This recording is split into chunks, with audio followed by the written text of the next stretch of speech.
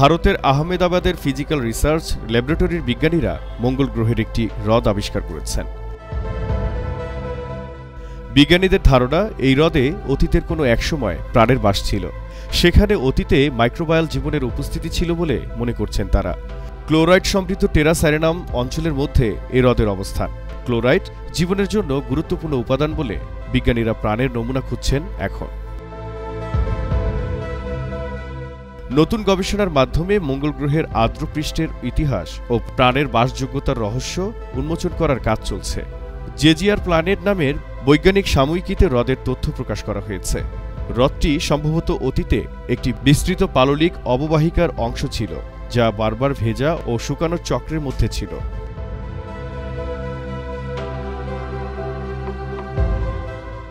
এসব কারণে সেখানে জীবনের জন্য সম্ভাব্য অনুকূল পরিস্থিতি তৈরি হয়েছিল বলে বিজ্ঞানীরা মনে করছেন।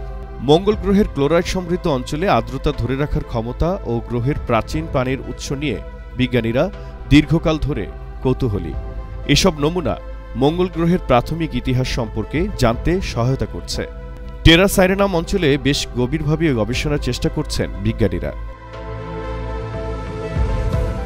এ অঞ্চলের বিশাল পাললিক অববাহিকার অংশে অতীতে পানি ছিল বলে মনে করেন বিজ্ঞানীরা। ক্ষুদ্র জীবাণু বা মাইক্রোবায়ালের বিকাশকে সমর্থন করা যেতে পারে বলে মনে করছেন বিজ্ঞানীরা এখন পর্যন্ত মঙ্গলের বুকে 5 শতাধিক এলাকায় অতীতে হ্রদ ছিল বলে মনে করছেন। ধারণা করা হয় অতীতে বৃষ্টি ও বরফ গলা পানি জমত এসব হ্রদে। অনেক হ্রদ গ্রহাণুর আঘাতে তৈরি হয়েছিল। জহিরুল ইসলাম জহির, এশিয়ান পোস্ট।